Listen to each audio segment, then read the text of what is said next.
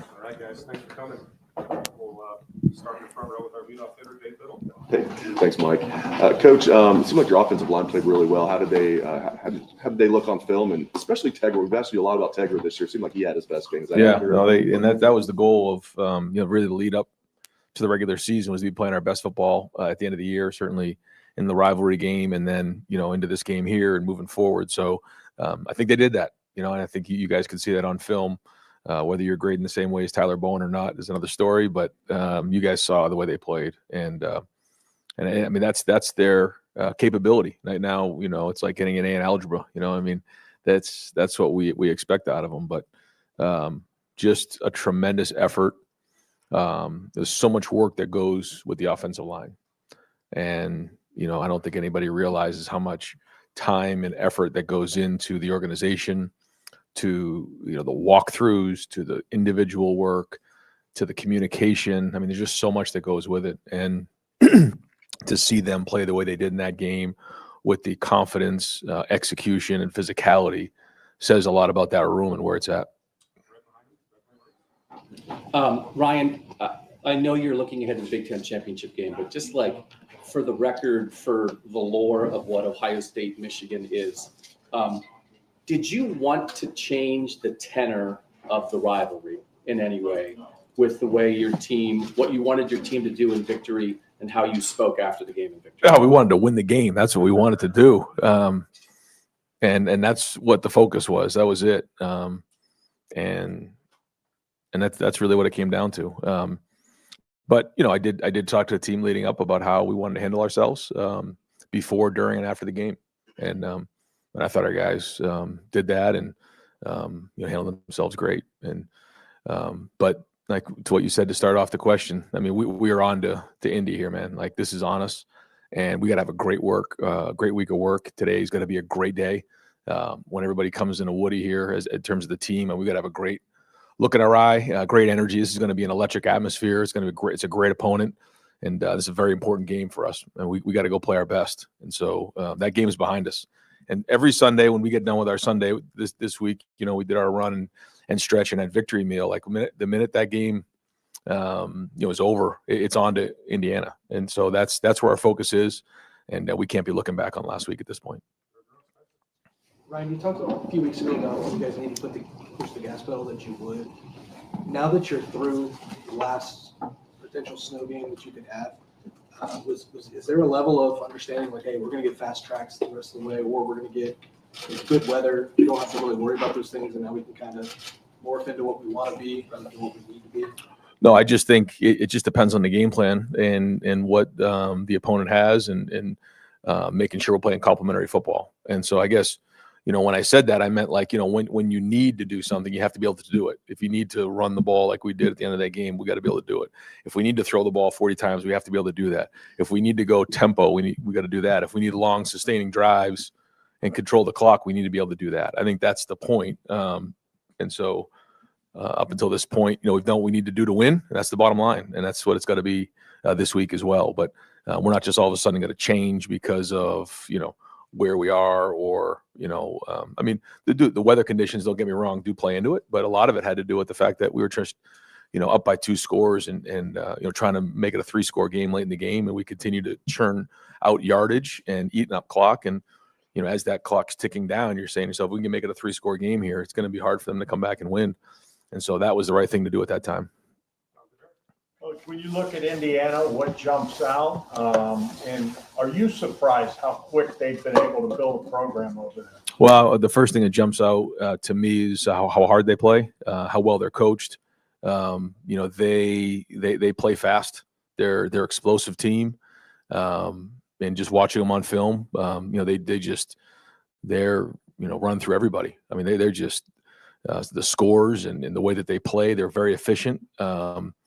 And really have done a great job. To your point, I think they're in Coach Cignetti's ability to get this thing turned around. Look at his record the last 2 years since he's been there, and a lot of people make comments about what he said about Google him, but yeah, Google him. Look at what he's done. I got a lot of respect for what he's put on the field and what he's done. And so, these guys play really, really hard, and this is going to be a huge challenge for our team. I mean, this is a really good team, and it's going to be a great atmosphere. I know our guys are looking forward to it, going to Indy. It's been a long time since we've been to Indy, too long. And so, we're going to win the game, and a great opponent. So we got to have a great week of preparation, great focus, and we got to go put it on the field Saturday night. Really unique situation where in some way, shape, or form this game will impact the Heisman voting, maybe not decided, but certainly play a role. What do you make of that? I don't know. It's a great award that's been around for a long time. I think there's probably an argument to be made somewhere along the line that, maybe they should wait to see how the whole season plays out before they decide. But that's not the way the tradition goes, and that's not what they do. So, they'll go through that process. And, I think the award should go to the best college football player in the country, not necessarily somebody who has the most stats. And that takes a skillful eye to be able to identify that. But I've been very fortunate. I went when I was young, when Ron Dane won it, and got a chance to the Downtown Athletic Club to go and experience what that was like. Drew Brees, I think, was one of the finalists at the time. And even as a young person, it was just such a great experience for me to meet people like Steve Spurrier and some of the former Hopalong Cassidy and some of the former guys who were there at the time. And I remember walking around with a football and having all these like football greats sign the football. And I went home and I had it in my room for such a long time. And now for me to go with some of our players is it's an honor. It's a great award. It has a great tradition. And so, fortunate to have some of our guys in the mix again this year. You guys had the decision to decline the penalty when Michigan was on offense last week. What goes into it? Is it just feel for the game? Do you have someone with analytics who's kind of telling you what the right move is? Kind of what goes into a decision like that? Yeah, we do. We have some analytics that we use as a reference. That's not the decision maker. Ultimately, I'm the final decision maker on that, but I do take a lot into consideration, certainly off what the analytics say, but then also what Matt was thinking on that play, and so we kind of decide what we want to do. And we felt like in that moment right there, it was the right thing to do to decline it and play third down and get off the field. You guys made the decision to redshirt CJ Hicks. Now that the postseason's starting, is there a plan to get him back involved in the defense? Yeah, he's got to get back to practicing with the defense and on special teams and kind of get going this week. So get back in the mix. He's kind of been on the scout team and had a good energy and a good work ethic. I thought he did a really good job last week. In some of the success I feel like our offensive line had against their edge rushers was some of the work that CJ did against our tackles. Gave great effort, had a good attitude this whole run. So we'll get him back out in the field and figure out where he may fit in. Right. Did Davison have to do anything extra for his penalty taken off, or is clutching the game with interception good enough that you get a pass on that? He gets a pass on that, but no more passes. But it was just kind of one of those things where we have to show great discipline and let our emotions not play with us. But I just think in that moment it was just an outburst of just excitement, sort of genuine. So we did run one extra sprint, I guess, on Sunday for it, but it was a big play and a big spot and fourth down and clinched the game being up 3 scores. And so, but I thought again, just, with everything that was going on, all the emotion that went into before, during, and then after, as a whole, I thought we handled it like men. This stretch run you went through last year, knowing that there's a balance between celebrating each game and quickly moving on.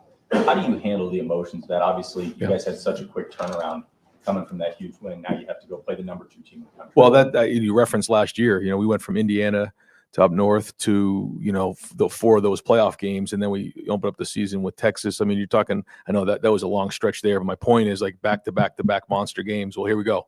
We're back in it now. We're back into these monster games. And the challenge for our team is now, can we do it back-to-back weeks and, regroup, reload, and get back after it this week and continue with the same routine. The good news for us, we're going to keep our same routine that we have for a road game. We're going to travel on Friday, get there and treat it just like any other week. But it is, it's a huge challenge. you know, and first off the opponent, but just the fact that you have back-to-back weeks here now. So everybody's got to be on their A game. Ryan, Indiana's offense and kind of the way they do their RPO stuff is giving people a lot of trouble. I'm curious just how that conflict with kind of what the linebackers need to see and what they need to do, how much that really kind of impacts things, and whether seeing it last year helps Sonny and our going through it.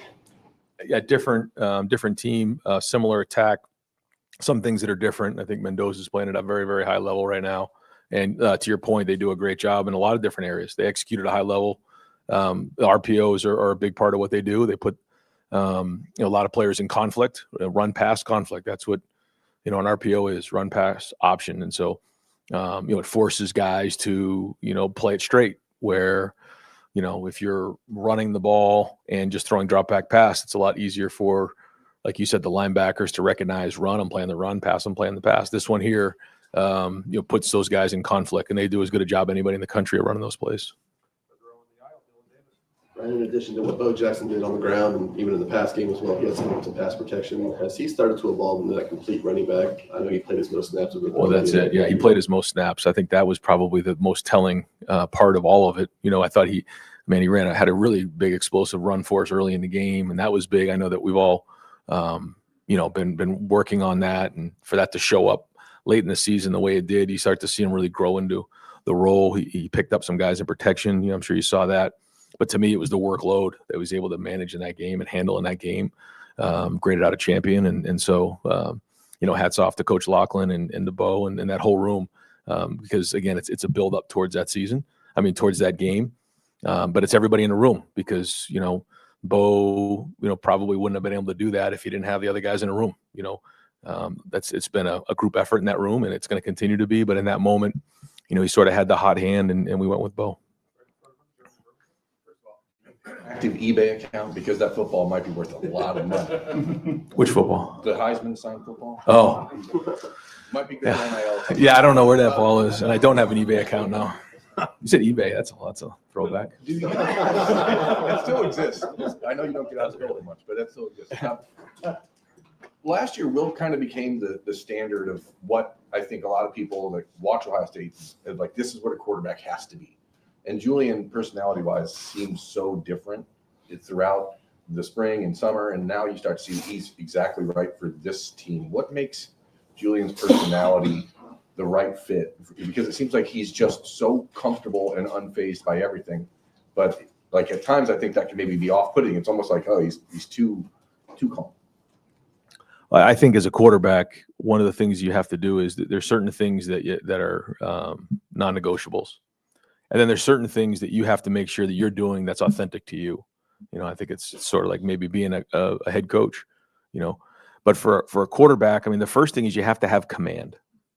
If you don't have command of everything that's going on, if the guys in that huddle don't know that you know exactly what's going on, then it's just you lose trust. And so that competency is like really high level. He's very intelligent.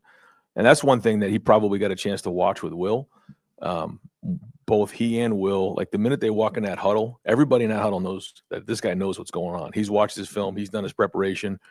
Some of these calls that we have are long calls, and he rips them off. And like, I get more fired up sometimes about the play call when we break the huddle than anything else. He does a great job with that. And he has his routine. You watch him. He walks out of the huddle. He gets his mind straight, gets the call, walks into the huddle, gives the information. They break the huddle, and then he has his post-snap routine.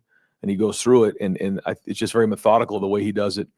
But I think it was written that that was the first time he'd ever played in snow. It's the first time he'd ever played in that rivalry. And that started in the Texas game early on. Like you said, first game in the snow, first game in a rivalry game.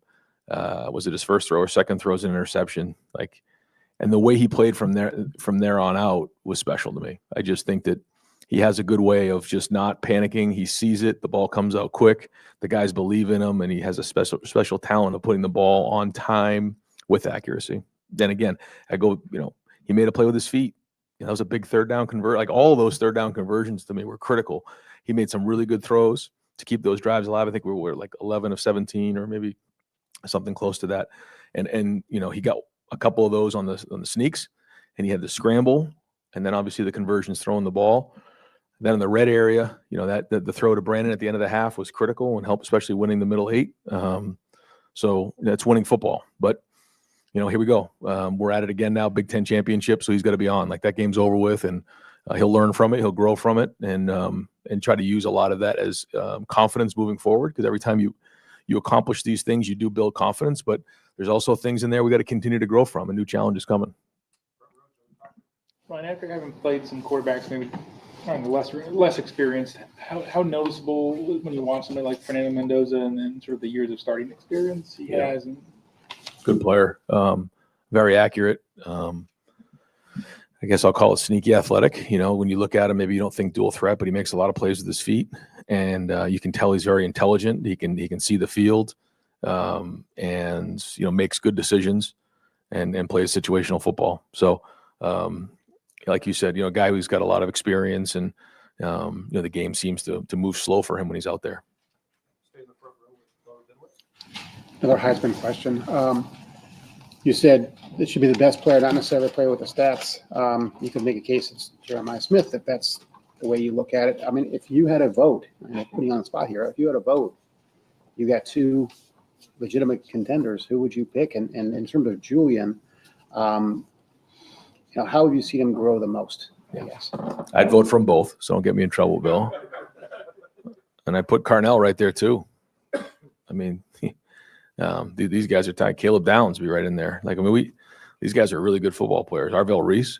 I mean, I can go on and on, but in terms of the growth that, with Julian, it's just, maybe he doesn't look different to you, but the guy who played against Texas and the guy who came off that field on Saturday look like 2 different people to me. Just the look in his eye. It's just, I guess, like when you send the sailor out to sea and he comes back, he looks different, or when you send a young man, to college and he comes back 4 years later, he looks different. Like, from that game to where he is now, he just, more experienced, more mature, just a different look in his eye, different walk, the way he talks, the way he moves, everything about it. And it's a tribute to the work he's put in, and the guys in the team believe in him.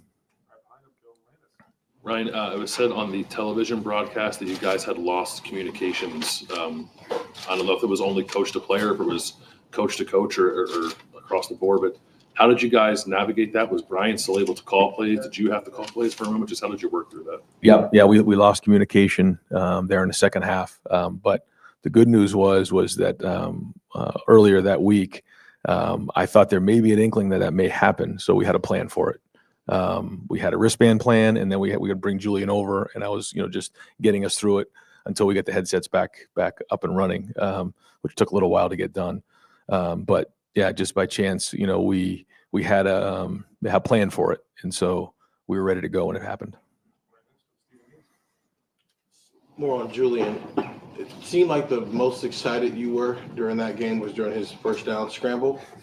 Although there was a time in life when you want your quarterback to throw the ball away, but it seems like that's evolved throughout the years. Why did you like that play so much, and what does that show you about your quarterback in those moments where they just go get it in a moment like that where they have to have Well, it's winning football. They did a great job. They brought a boundary blitz. Actually, Julian saw it, picked it up with the protection check, and the line in the back picked it up great. But he didn't quite see the picture great and found himself flush to the right. But when you can make those plays with your feet, like that's winning football. That's how you keep the chains moving. And every first down in every game, but in that game in particular, is a big deal. And so, he was throwing the ball well, but when you can, that's like the X factor when the quarterback can run like that, and he has that ability. And so a big first down. They're all first downs. I mean, all first downs are big in that game, but that was a big one. It kept the chains moving, and it was big for him to get that one. Sorry to interrupt. Inkling? Why did you have that inkling? Oh, we're just ready for everything. Yeah, you just got to be ready for anything. And when you go into any big game, you're always trying to put contingency plans in place for anything that could possibly happen. And so, that was in here on Friday, and I think some of the guys in the staff were looking at me sideways, like, "Why would you think that would happen?" I said, "I don't know. We just got to be ready and be ready for anything." It's funny how your mind works.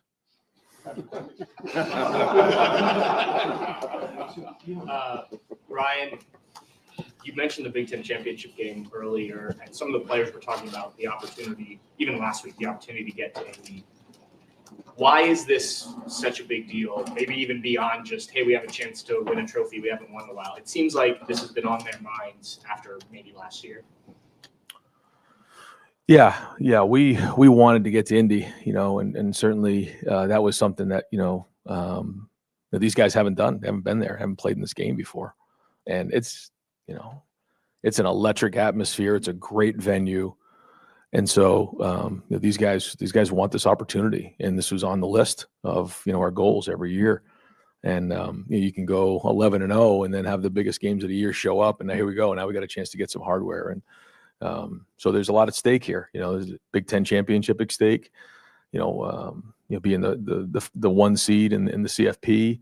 There's a lot at stake. So our guys are going to have a great week of practice, locked in, and no, this is a big step forward as we look to finish out the season the way we want to get it done. There's been a lot of talk about playing these games now that there's this longer playoff, and I know you've been asked about it before, but now that you're about to go do it before a playoff, do you have more thoughts on if this is the right way to go about it? No, not right now. Not right now. No, we're just going to go win the game, and focus on that part of it. That's it. That's the way our mindset is, and it's probably worth a conversation at the end of the season, though. Yeah. Ryan, I asked you after the win in 2019 over Michigan what your initial emotions were. Was it relief or happiness? You said relief, not even close.